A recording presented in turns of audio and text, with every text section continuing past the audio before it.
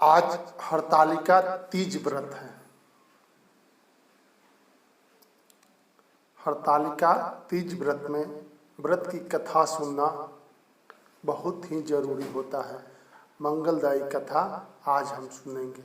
इससे पहले आपसे विनम्र आग्रह है कि अभी तक आप हमारे इस चैनल को सब्सक्राइब नहीं किए हैं तो आज ही कर लीजिए, क्योंकि मैं इस तरह का वीडियो लगातार लाते रहता हूँ। तो आइए हरतालिका तीज व्रत की कथा शुरू करते हैं।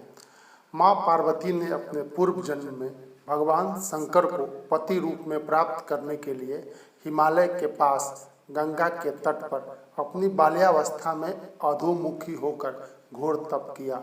इस दौरान उन्होंने अन्न का सेवन नहीं किया। कई वर्षों तक उन्होंने केवल हवा पीकर ही व्यतीत किया। माता पार्वती की यह स्थिति देखकर उनके पिता अत्यंत दुखी थे। इसी दौरान एक दिन महर्षि नारद भगवान विष्णु की ओर से पार्वती जी के विवाह का प्रस्ताव लेकर मां पार्वती के पिता के पास पहुँचे, जिसे उन्होंने सहर्ष स्वीकार कर लिया। पिता ने जब मां पार्वती को उनके विवाह की बात बताई तो बहुत दुखी हो गई और जोर जोर से विलाप करने लगी।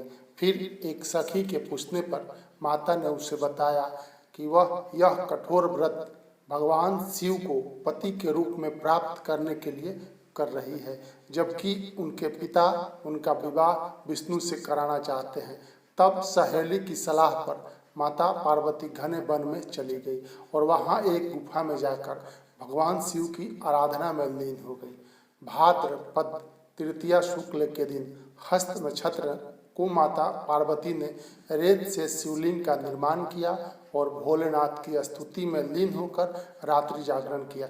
तब माता के इस कठोर तपस्या से प्रसन्न होकर भगवान शिव ने उन्हें दर्शन दिए और इच्छानुसार उनको अपनी पत्नी के रूप में स्वीकार कर लिया। मान्यता है इस दिन जो महिलाएं विधि विधान पूर्वक और पूर्ण निष्ठा से इस व्रत को करती है वह अपने मन के अनुरूप पति को प्राप्त करती है। साथ ही यह पर्व दाम्पत्य जीवन में खुशी बरकरार रखने के उद्देश्य से ही मनाया जाता है। उत्तर भारत के कई राज्यों में इस दिन मेहंदी लगाने और झूला झूलने की प्रथा है। हर हर महादेव।